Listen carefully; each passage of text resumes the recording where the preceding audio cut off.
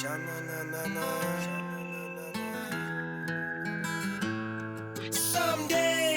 we gonna rise up on that wheel, you know. Someday we gonna dance with those lions.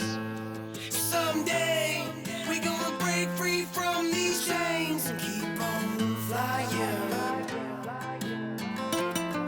Yeah. They telling me it's all good, just wait. No, gonna be there someday. Sipping on Jim Beam, okay. Gotta get these things one day. Till then, do another line, you know. Searching for that other high. Starbar gotta steal this deal. Kill, I'm gonna be killed. I got a sack in my pocket. Count your gel and drop it. You know we gonna lose it someday. And we're trying to hold it all together. But the devil is too clever. So I'm gonna die, you gonna die, we gonna die someday. One day I said, someday we gonna rise up from the wheel. You know, someday we gonna dance with those lions. Someday we gonna break free from these chains and keep on flying. California has a long and proud tradition of bold thinking, innovation, and progress for social justice.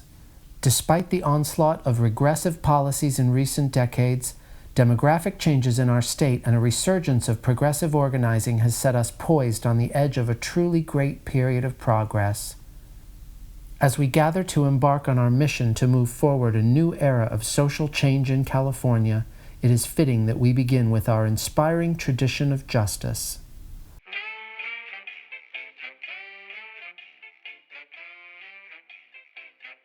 "100 years ago, Californians of conscience banded together to break the stranglehold of big business on state politics and policies.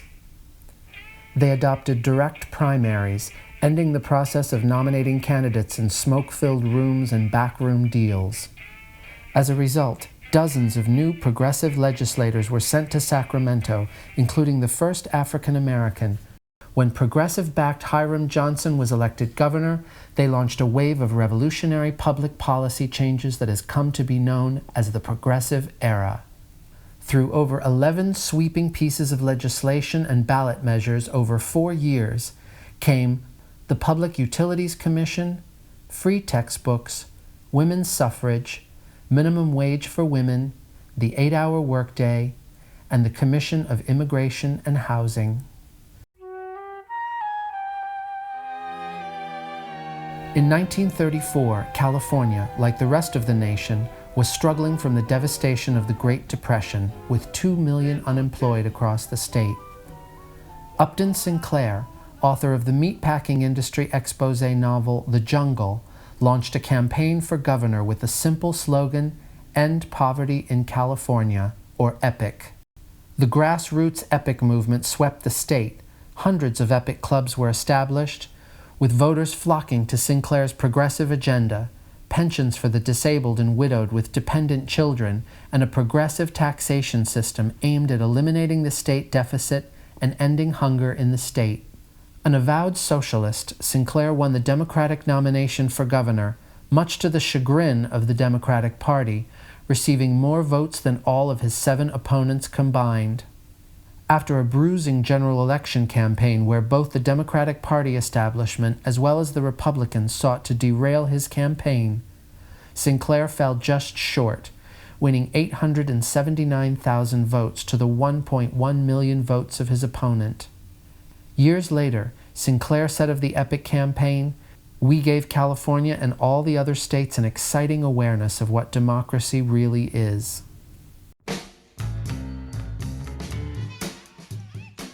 After nearly 20 years of conservative state leadership, Pat Brown was elected governor of California in 1958. Recognizing the need to build a superior infrastructure to meet the needs of a booming state population, California became the envy of the nation as it built world-class public universities, created the community college systems offering free higher education to anyone who desired it, and made the state's public schools among the best in the nation. The burgeoning population of Latinos and African Americans in the 1960s resulted in struggles and conflict up and down the state. The farm workers' struggle for worker and human rights in the Central Valley, and the Watts riots in Los Angeles. Well, I think it's important to look at the 50s to the 70s in the development of California. And during that time, there was a convergence of social movements that were important to the changes in California. You have to look at like the Latino movement that was coming out of Los Angeles as well in terms of the anti-war movement and the war at home kind of issues that were being pushed out of that community. The Black Panthers out of Oakland and the work that they were doing in the community and around building a base in the communities around California. I think these were all very, very significant, and they were all happening about the same time. These movements made real change in California, and that real change was a part of what was increasingly threatening to the establishment here. And so I think the 50s to the 70s was significant in terms of shifting kind of where the focus of California was going and what kind of changes were improving the lives of, in particular, people of color. This social instability resulted in the defeat of Governor Brown and the election of Ronald Reagan with his law and order appeals to the homogeneous good old days before people of color began demanding equality. James Baldwin wrote, "I lived in California when Ronald Reagan was governor, and that was a very ugly time.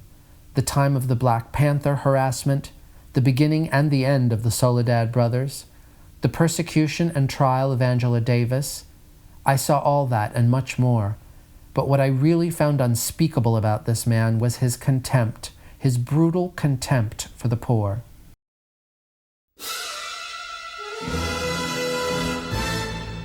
Such is the history of California, where changing demographics and the attendant advances toward inclusion and equality have continually been marred by periods of reactionary backlash. The right-wing backlash uses the element of fear to really kind of build their base and to win these elections. So this kind of thing is really cyclical. How on the one hand, you bring in Chinese laborers into California to work on the railroads and to basically create all the infrastructure to improve the economy of California, but at the same time you create the Chinese Exclusion Act to limit the number of Chinese in California, but also even to limit their powers and their rights. The Japanese Americans come into this country as a part of an intellectual class, that being in the 30s and 40s. And then when World War II comes about, you put them in concentration camps and take away all their land that at the time was worth as much as $400 million. In the 1990s, California became a majority-minority state. As a result, the decade witnessed a steady string of reactionary ballot measures seeking to punish immigrants, eliminate affirmative action, abandon rehabilitation of criminal offenders, and restrict public education to a narrow Eurocentric curriculum. The backlash has, however, given birth to a steady, slow growth movement at the grassroots level. With every regressive proposition came a counter-movement by grassroots organizations, a contingent of voters, some of the more progressive politicos, and most importantly, students. This is most clearly evidenced by the growth of voter registration in the Latino community post-Proposition 187.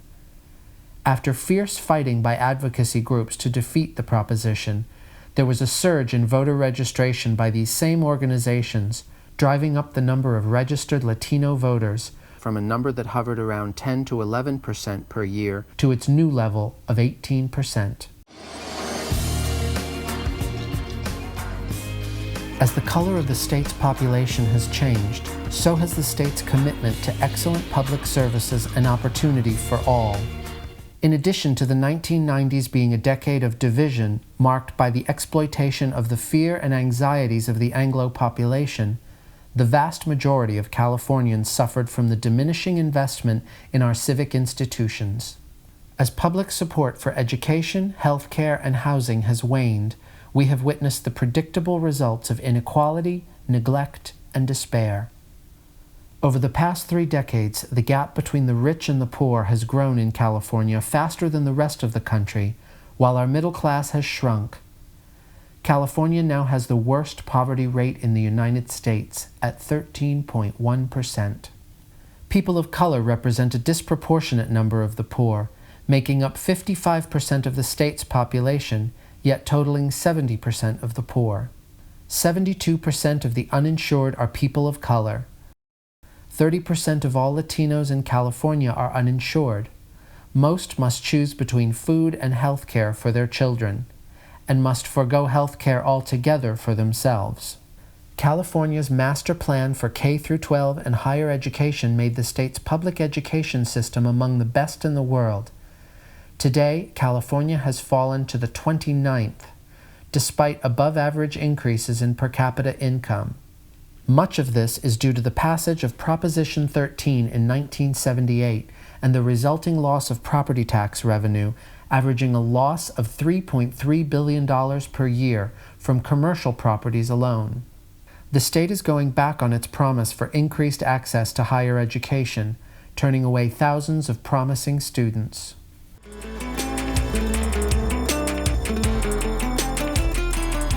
Today, we find the necessary conditions for another resurgent era of progress and innovation in support of social justice for all. The seeds of demographic change that led to the backlash have now grown roots on which can be built a new majority of voters committed to social justice and equality. California generates more than $1.1 trillion of the world's wealth every year, making it the sixth largest economy on Earth. Yet the state government has consistently failed to design a progressive tax system that will provide the resources to house, educate, and heal all residents. Despite the electoral defeats of the past decade, a significant percentage of voters has consistently stood for inclusion, tolerance, and enlightenment.